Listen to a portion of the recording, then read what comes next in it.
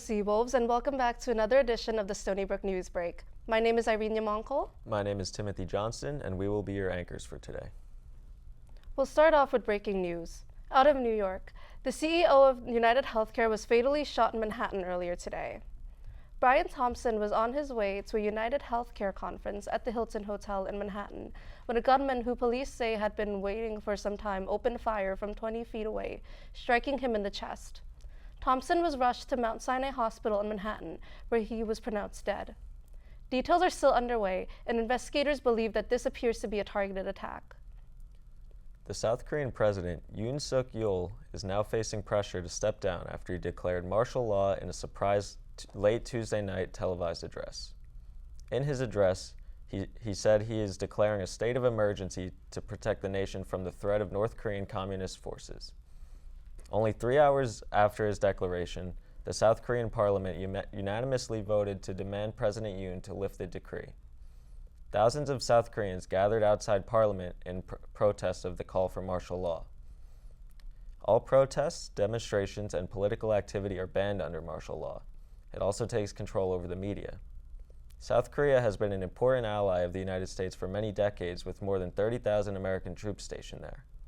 Officials from the White House, Pentagon, and State Department all said they were in close contact with their South Korean counterparts on Tuesday as they tried to assess the situation. We want to make sure that you're paying attention, that you're checking in with your unit, making sure that there's accountability, but I'm not aware at this point of any significant impact. President Joe Biden, currently traveling in Angola, also said he was just getting briefed on developments after wrapping up an address. A jury of 12 New Yorkers will soon decide whether Daniel Penny is guilty of manslaughter and negligent homicide after weeks of testimony as the jury continues to deliberate. Penny, a 26-year-old Marine veteran, is accused of putting Jordan Neely, a troubled homeless man on the New York subway, shouting death threats to riders in May 2023 in a fatal chokehold. The encounter, caught on video, drew national attention and sparked protests by those angered by race, poverty, and mental health. Penny is pleading not guilty, stating that he did not apply enough pressure to kill Neely and only intended to restrain him for the police. If Penny is found guilty for manslaughter, he can face 15 years in prison, while he faces 4 years if he is guilty for criminally negligent homicide. Whether Penny goes to prison is ultimately up to the judge. The 30-year-old Neely struggled with depression, schizophrenia, and drug use after his mother was violently murdered. Kash Patel, President-elect Donald Trump's choice for FBI director, was targeted in a cyber attack by Iran. Patel joins the list of Trump allies who have been victims of a series of alleged Iranian hack attacks since the summer. This cyber attack targeted his communications.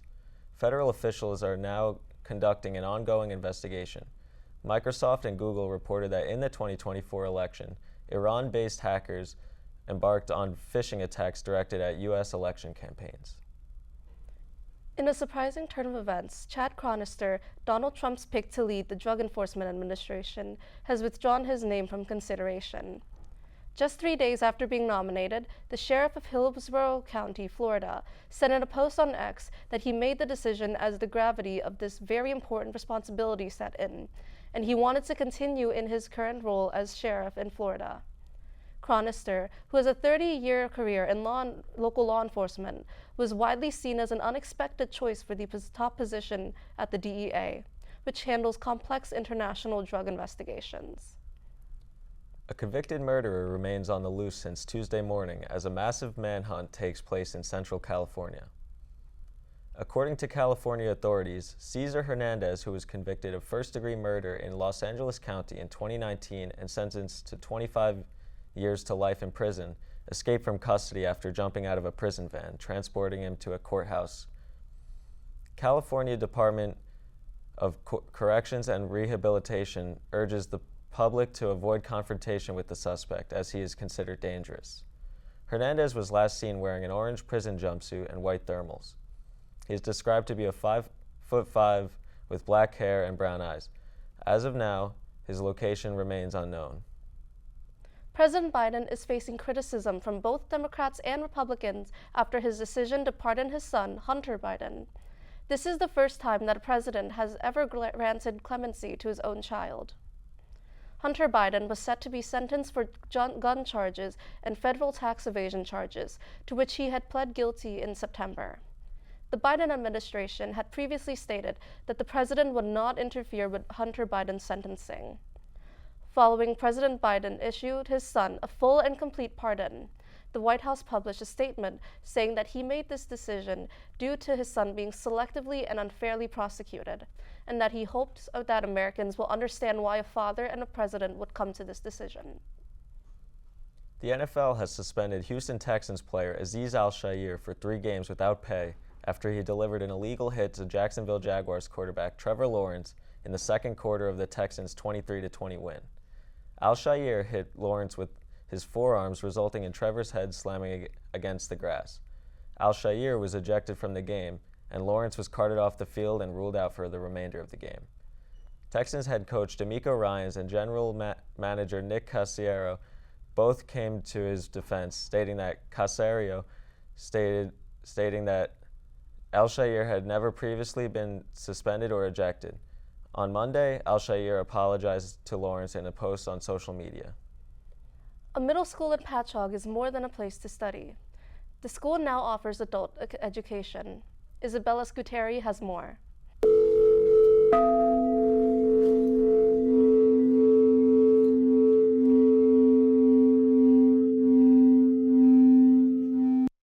Saxton Middle School is more than a place for students. Adults can take evening classes in different areas to stay involved in their community. It's pickup basketball. The guys have been playing here. We've been playing together for years together. So it's a great program. The school does a great job with it. We started where it was just the spring and the fall, but it's become so popular now that we do the spring, the fall, the summer, and the winter. So we're year-round now. If you've ever wanted to learn a new language, indulge in arts and crafts, health and wellness, sports, or personal development seminars, there is a class here for you. There are people of all ages who participate in this program. Some have even been apart since the 70s and look forward to coming back each year. It is a girls' night out for some and a workout for others, depending on the program you choose. We are always moving. We have so much sensory load coming at us.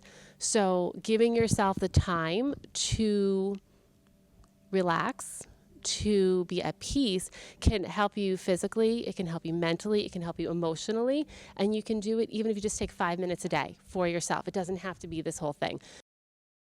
With teachers who specialize in these areas and want to share their knowledge, the classes are interactive and fun for all who attend. One member of Mindful Meditation takes his learnings outside of class.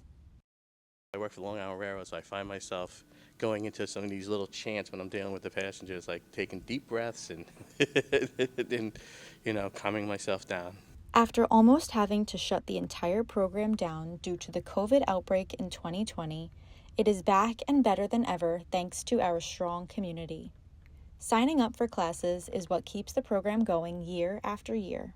It's community driven, and if it's something that the community would like us to run, then we have no problem running it as long as we get the individuals, because this program ends up paying for itself. So when the money that we charge just goes to paying for the instructor and also the security and keeping the lights on and all those things. If you are interested in taking a class or becoming the instructor of a new class, visit the Patchogue Medford Schools website for more information about winter classes and the upcoming spring classes. That's it for today's show. Thank you for watching and have a great day, Seawolves.